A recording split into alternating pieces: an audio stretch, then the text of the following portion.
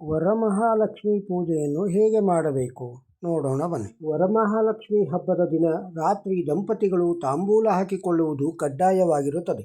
ಇದರಿಂದ ಲಕ್ಷ್ಮಿ ಪ್ರಸನ್ನಳಾಗುತ್ತಾರೆ. ಆದಷ್ಟು ಹಸಿರು ಸೀರೆ ಅಥವಾ ರೇಷ್ಮೆಯ ಸೀರೆ ಉಟ್ಟು ಪೂಜೆ ಮಾಡಿ. ವಿನಾಯಕನ ಪೂಜೆ, ಯಮುನಾ ಪೂಜೆಯ ನಂತರ ವರಮಹಾಲಕ್ಷ್ಮಿ ಪೂಜೆ ಪ್ರಾರಂಭಿಸಬೇಕು. ವಿನಾಯಕ ಅರಿಶಿನವನ್ನು ಗಟ್ಟಿಯಾಗಿ ಕಲಸಿಕೊಂಡು ವಿನಾಯಕನನ್ನು ಮಾಡಬೇಕು. ಪೂಜಾ ಸಮಯದಲ್ಲಿ ಕಳಸದ ಬಲಭಾಗ ಇಟ್ಟು ಪೂಜಿಸಬೇಕು. ದುರ್ಗಾಗಣಪತಿಯು ಅತ್ಯಂತ ಶ್ರೇಷ್ಠ. ಕಲಶ ವಿಸರ್ಜನೆಯ ಸಮಯವನ್ನು ಹಿರಿಯರಿಂದ ಅಥವಾ ಗುರುಗಳಿಂದ ತಿಳಿದು ಮಾಡಿ. ಕಲಶದ ಕೆಳಗೆ ಅಷ್ಟದಳ ಪದ್ಮ ರಂಗೋಲಿ ಹಾಕಿ. ಇದು ಅತ್ಯಂತ ಶ್ರೇಷ್ಠ. ಲಕ್ಷ್ಮೀ ಅನುಗ್ರಹ ಬೇಗ ಆಗುತ್ತದೆ. ಪೂರ್ಣ ಫಲ ಎಂದರೆ ಸಿಪ್ಪೆ ಇರುವ ಪೂರ್ತಿ ತೆಂಗಿನಕಾಯಿ. ಇದಕ್ಕೆ ಗಂಡು ತೆಂಗಿನಕಾಯಿ ಅಂತಲೂ ಹಾಗೂ ನಾರಾಯಣ ಅಂತಲೂ ಹೇಳುತ್ತಾರೆ. ತಾಂಬೂಲ ಕೊಡುವಾಗ ಸಿಪ್ಪೆ ಸುಲಿದಿರುವ ತೆಂಗಿನಕಾಯಿ ಮಾತ್ರ ಕೊಡಬೇಕು. ಸಿಪ್ಪೆ ಸುಲಿದಿರೋ ತೆಂಗಿನಕಾಯಿಗೆ ಲಕ್ಷ್ಮಿ ಅಂತ ಅಥವಾ ಹೆಣ್ಣು ತೆಂಗಿನಕಾಯಿ ಅಂತಲೂ ಅಂತಾರೆ. ಹೀಗೆ ತೆಂಗಿನಕಾಯಿಯ ಲಕ್ಷ್ಮೀನಾರಾಯಣರ ಸಂಗಮವಾದ್ದರಿಂದ ಅತ್ಯಂತ ಶ್ರೇಷ್ಠ. ತೆಂಗಿನಕಾಯಿಗೆ ಸಂತಾನ ಲಕ್ಷ್ಮಿ ಅಂತಲೂ ಮತ್ತೊಂದು ಹೆಸರಿದೆ. ಈ ವ್ರತವನ್ನು ಶ್ರಾವಣ ಮಾಸದ 2ನೇ ಶುಕ್ರವಾರ ಮಾಡಲಾಗದವರು 3ನೆಯ ಶುಕ್ರವಾರ ಮಾಡಬಹುದು. ಕಲಶಕ್ಕೆ ವೀಳ್ಯದೆಲೆ ಇಡುವ ಸಂಪ್ರದಾಯವಿದ್ದರೆ ವಿಸರ್ಜನೆಯ ನಂತರ ಆ ವೀಳ್ಯದೆಲೆಯನ್ನು ಮನೆಯ ಹಿರಿಯರು ಮಾತ್ರ ತಿನ್ನಬೇಕು ಅಥವಾ ಮಗಳು, ಅಳಿಯ, ಮಗ, ಸೊಸೆ ತಿನ್ನಬಹುದು. ಈ ವೀಳ್ಯದೆಲೆ ತಿನ್ನುವುದರಿಂದ ರೋಗ ನಿವಾರಣೆ, ದಾರಿದ್ರ್ಯ ನಿವಾರಣೆಯಾಗುತ್ತದೆ. ಮನೆಗೆ ಬರಬೇಕಾದ ಹಣ ಬಹಳ ಬೇಗ ಬರುವುದು.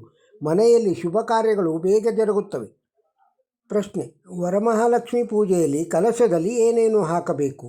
ಯಮುನಾ ಪೂಜೆ ಮಾಡೋ ಕಲಶದಲ್ಲಿ ನೀರು, ತುಳಸಿ, ಖರ್ಜೂರ, ಹಾಲು, ಗೋರೋಚನ, ಕಸ್ತೂರಿ, ಪಚ್ಚಕರ್ಪೂರ, ಬೆಳ್ಳಿಯ ಲಕ್ಷ್ಮಿ ವಿಗ್ರಹ ಹಾಕಿರಬೇಕು. ಅದರ ಮೇಲೆ ಮಾವಿನ ಎಲೆ ಇಟ್ಟು ತೆಂಗಿನಕಾಯಿ ಇಡಬೇಕು.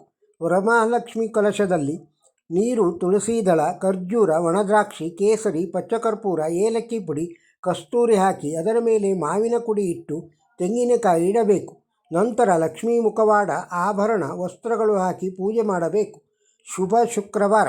ವರಮಹಾಲಕ್ಷ್ಮಿ ಪೂಜೆಯನ್ನು ಮಾಡುವ ಸ್ತ್ರೀಯರು ತೆಂಗಿನಕಾಯಿಯನ್ನು ಪುರುಷರಿಂದ ಒಡೆಸಿ ನೀವು ಬೇಡ. ತೆಂಗಿನಕಾಯಿಯನ್ನು ತಾಂಬೂಲದೊಡನೆ ದಾನ ಮಾಡಿದರೆ ಅಷ್ಟನಿಧಿ ನವನಿಧಿಗಳು ಪ್ರಾಪ್ತಿಯಾಗುತ್ತದೆ.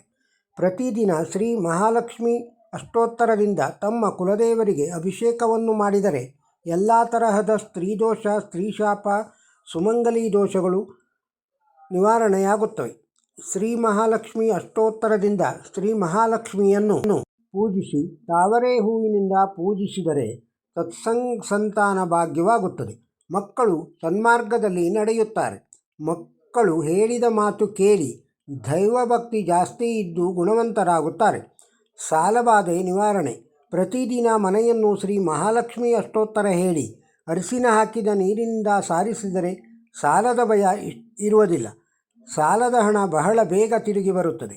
ನಿಮಗೆ ಯಾರಾದರೂ ಹಣವನ್ನು ಕೊಡಬೇಕಿದ್ದರೆ ಬಹಳ ಬೇಗ ತಂದು ಕೊಡುತ್ತಾರೆ.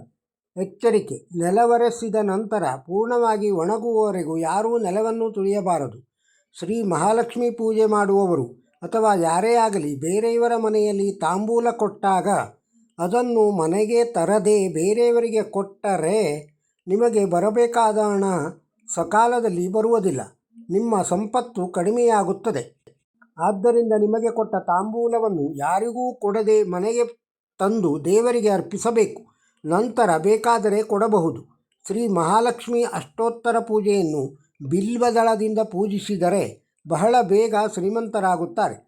ವಿಗ್ರಹವಿಲ್ಲದೆ ಶ್ರೀ ಮಹಾಲಕ್ಷ್ಮಿ ಅಷ್ಟೋತ್ತರವನ್ನು ವೀಳ್ಯದೆಲೆಯಲ್ಲಿ ಅರ್ಚಿಸುವವರು ಒಂದು ವೀಳ್ಯದೆಲೆಯಲ್ಲಿ ಅರ್ಚಿಸಬಾರದು. ಅರ್ಚಿಸಿದರೆ ನಿತ್ಯ ದಾರಿದ್ರ್ಯ ಅನುಭವಿಸಬೇಕಾಗುತ್ತದೆ. ಆದ್ದರಿಂದ 2 ವೀಳ್ಯದೆಲೆಯಲ್ಲಿ ಅರ್ಚಿಸಬೇಕು. ಕುಂಕುಮ ಅರ್ಚನೆ ಮಾಡಿದ ವೀಳ್ಯದೆಲೆಯನ್ನು ಯಾರಿಗೂ ಕೊಡಬಾರದು, ಬಿಸಾಕಬಾರದು. ಬಿಸಾಕಿದರೆ ಬೇರೆಯವರಿಗೆ ಕೊಟ್ಟರೆ ಧನದಾರಿದ್ರ್ಯ ಉಂಟಾಗುತ್ತದೆ.